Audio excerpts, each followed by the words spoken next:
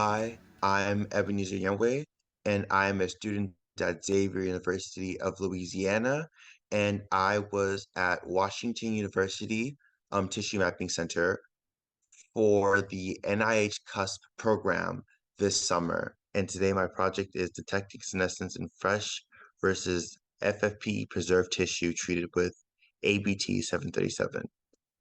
So senescence is a state when a cell can no longer divide. It is triggered by telomere shortening, sometimes oncogene activation, and mitochondrial dysfunction. There are some secretory features, such as macromolecular damage and altered metabolic activity. Those are things that you can use to possibly detect a senescent cell. And this sort of thing is prominent in aging, cancer tissue repair, and tumor suppression. So it's a big deal when it comes to like how we are going to move forward in the treatment of a lot of diseases in the future. The ultimate goal of the SenNet Consortium is to create an atlas of senescent cells. But in order to do that, we need to come up with an efficient ways to find senescent cells, which leads me to the important aspects of my project. So my project had three main important aspects, including senolytic drugs, the PyMT mouse model, and 10x single RNA sequencing on fresh and fixed tissue. And the first main important part of my project is the use of senolytic drugs. Senolytic drugs are drugs that are meant to take away senescent cells. They are determined by the Koch postulates, which are 8 tenets. The first one includes the presence of senescent cells. The second one includes that without these individuals without the senescent cells should not have that particular phenotype. In this case, that phenotype would be an expression of a group of senescence-associated genes. The third postulate is that accumulation should, in fact, cause the phenotype, whatever that phenotype is. The fourth postulate is that clearing induced senescent cells should alleviate that phenotype.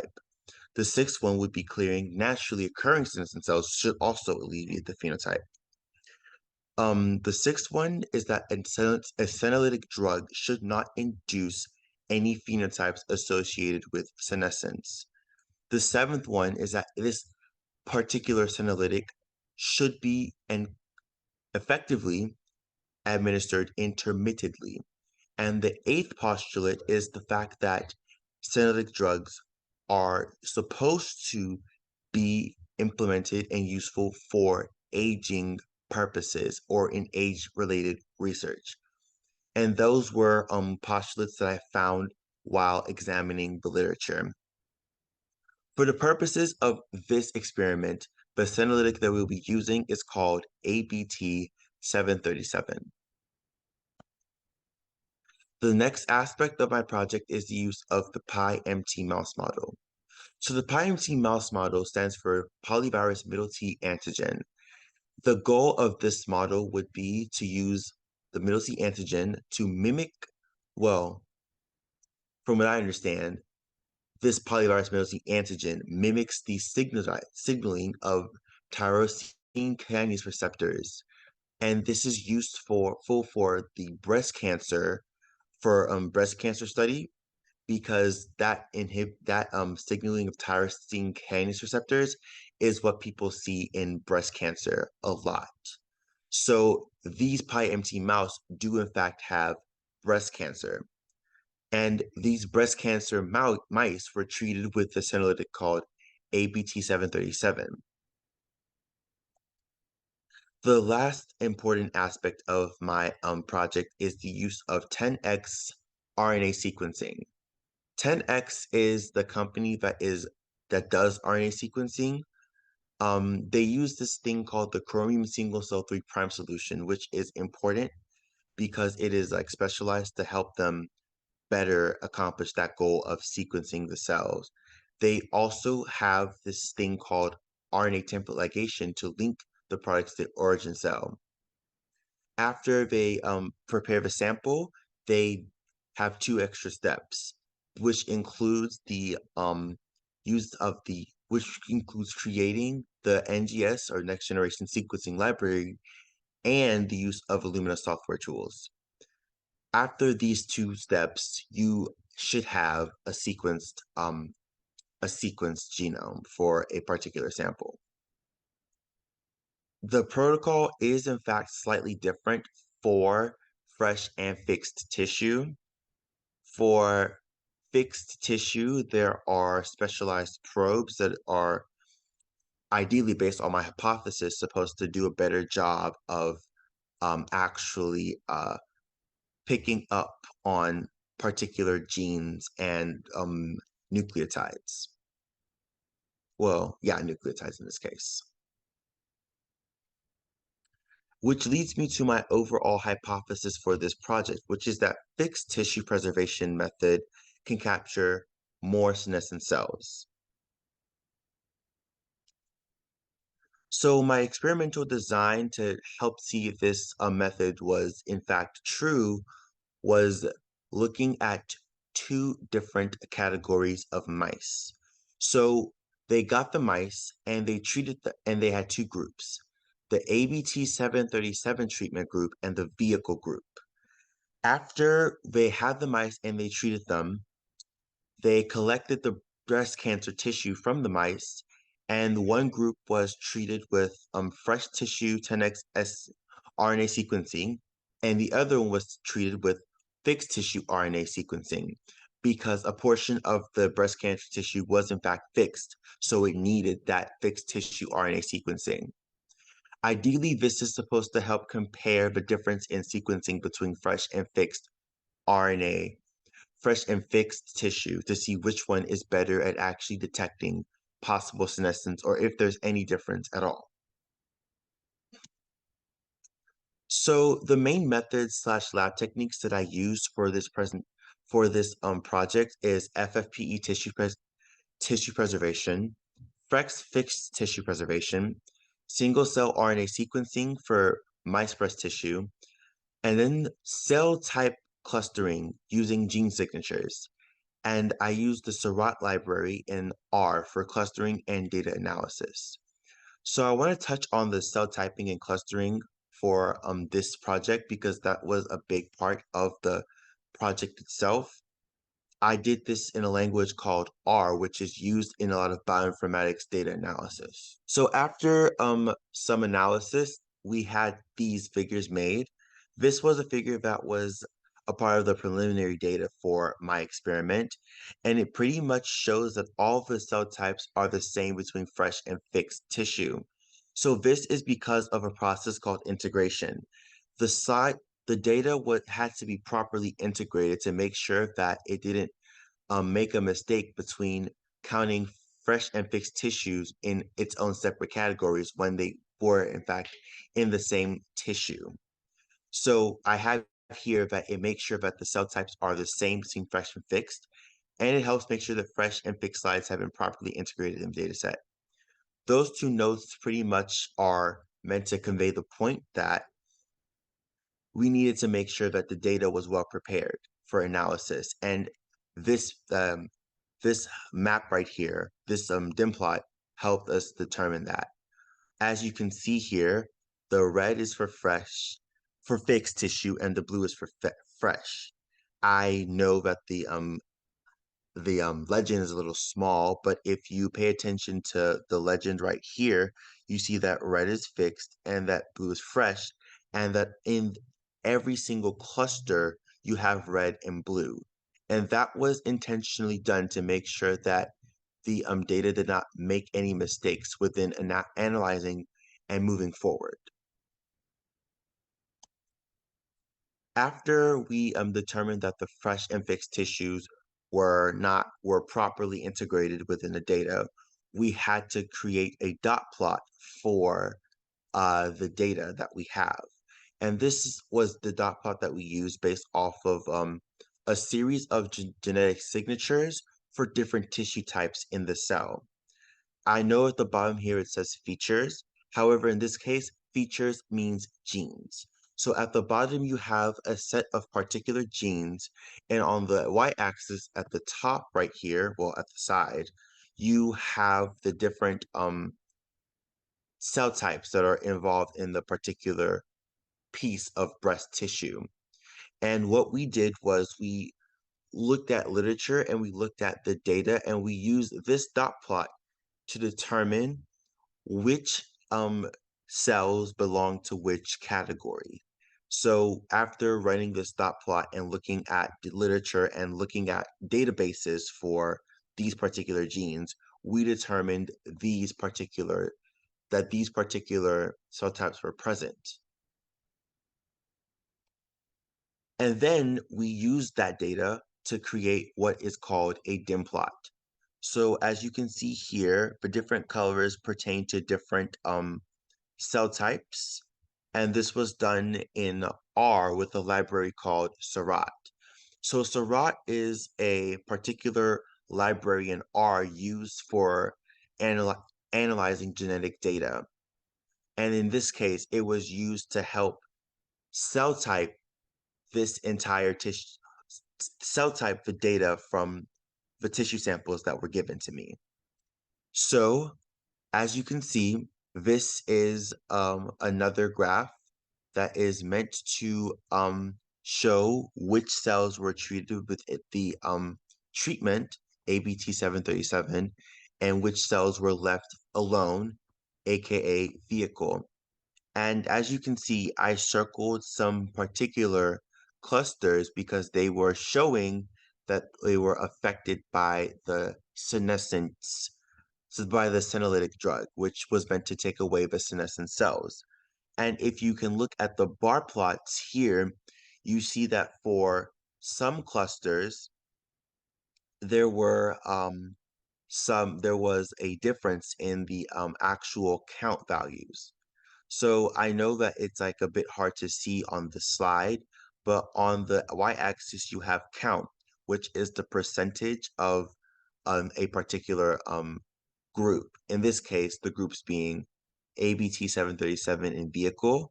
And on the bottom, you have the number clusters that were associated with the dim plot that I showed you earlier in the slides.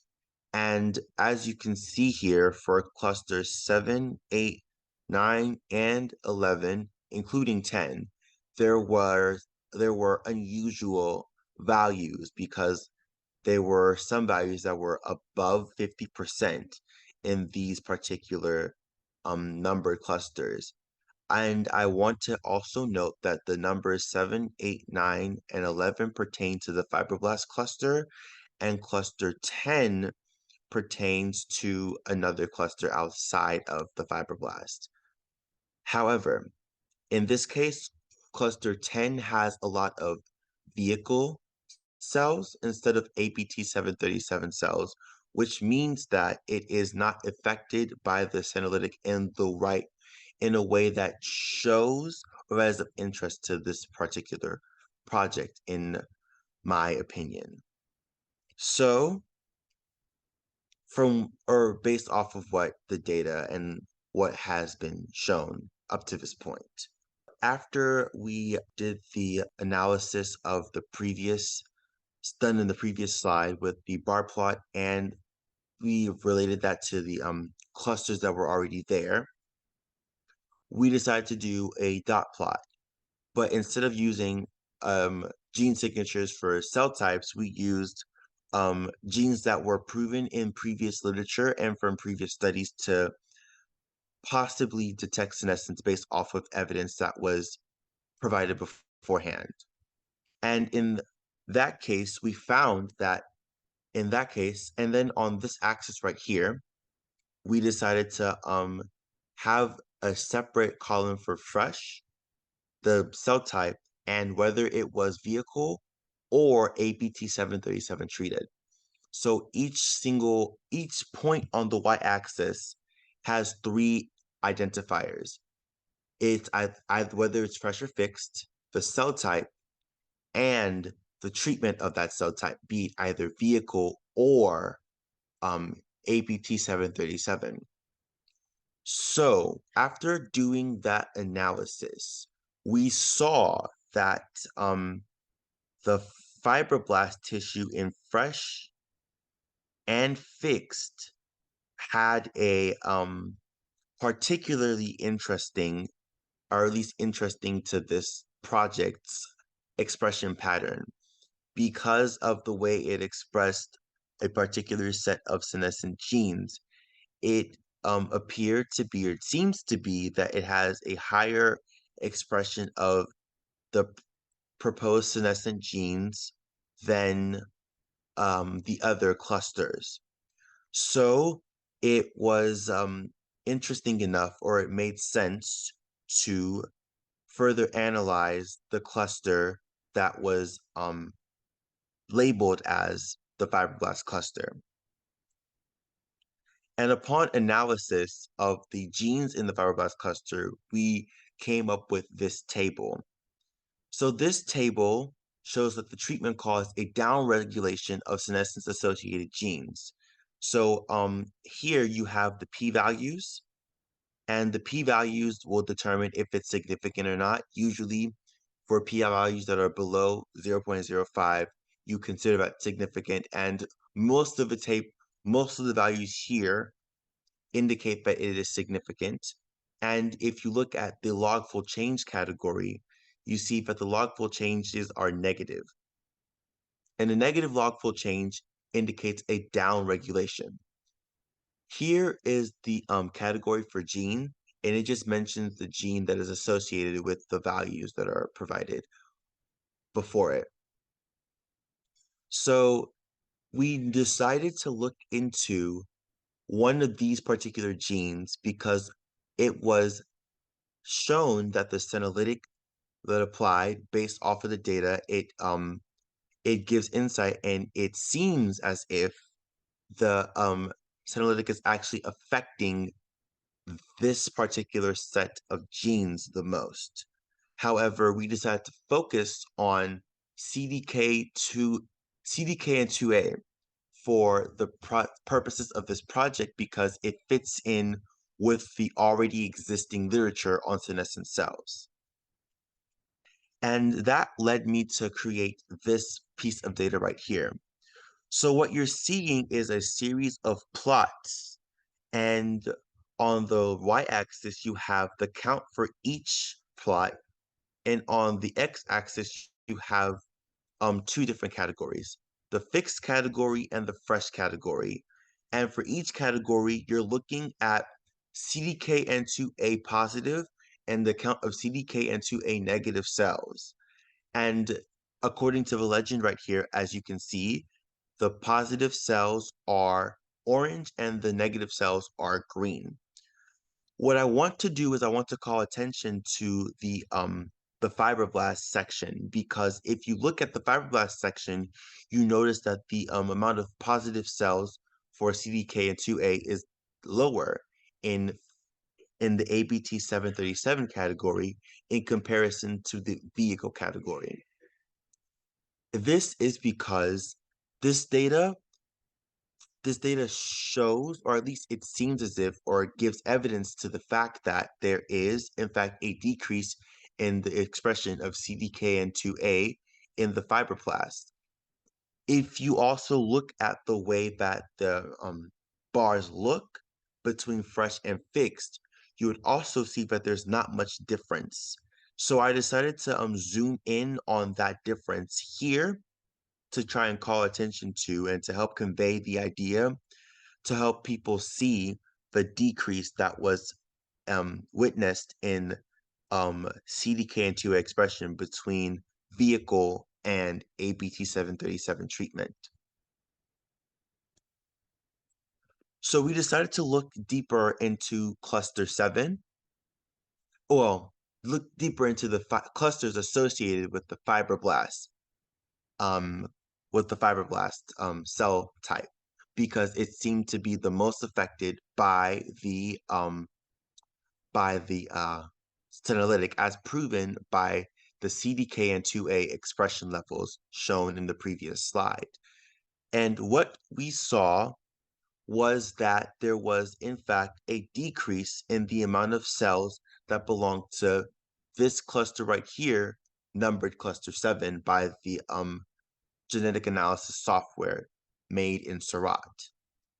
So if you look at the fresh and fixed category, you see that there's a similar pattern and there's not much difference. So what you see is that in the vehicle category, there is a large presence of cells that belong to the cluster 7.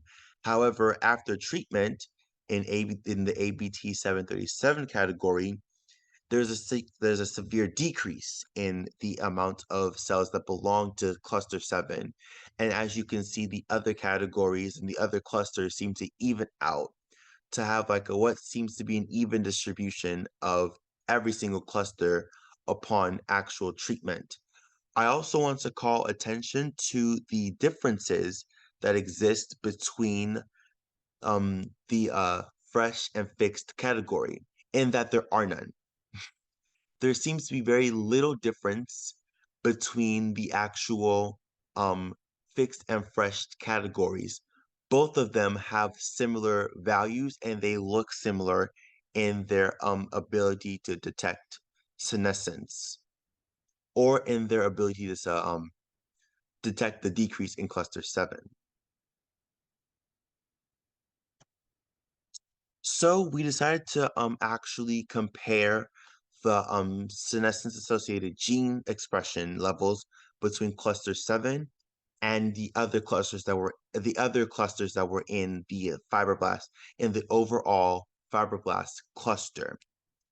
And what our lab noticed and what I saw was that there was a higher expression of CDKN2A in this 7th cluster than all the other clusters.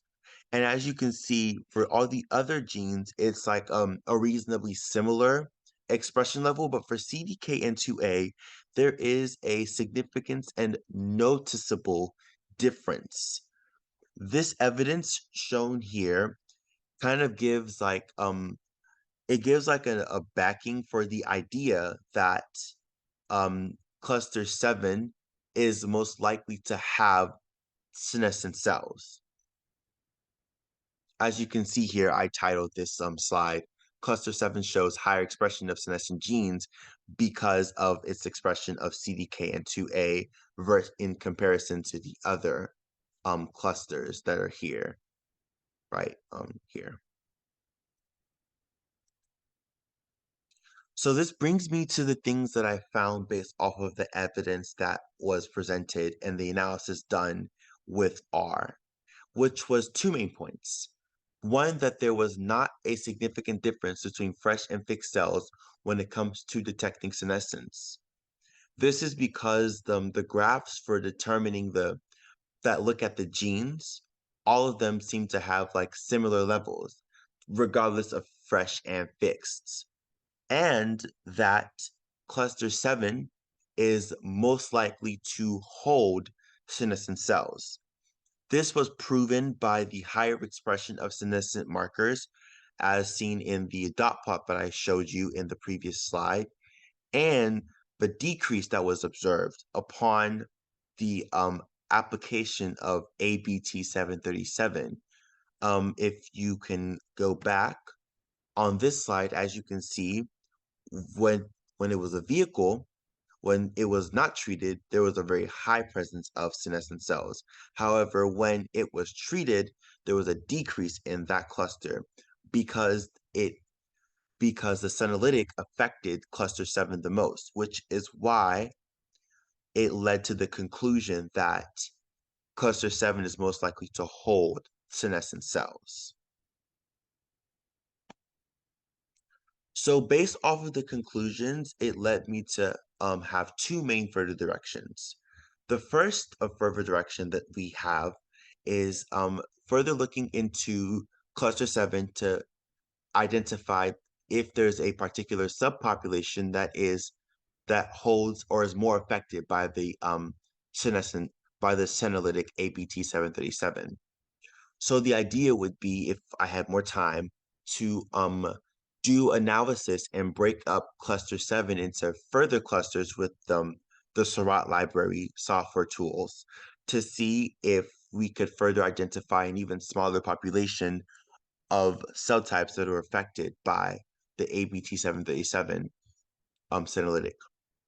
I would also want to analyze the data to come up with a possible genetic signature.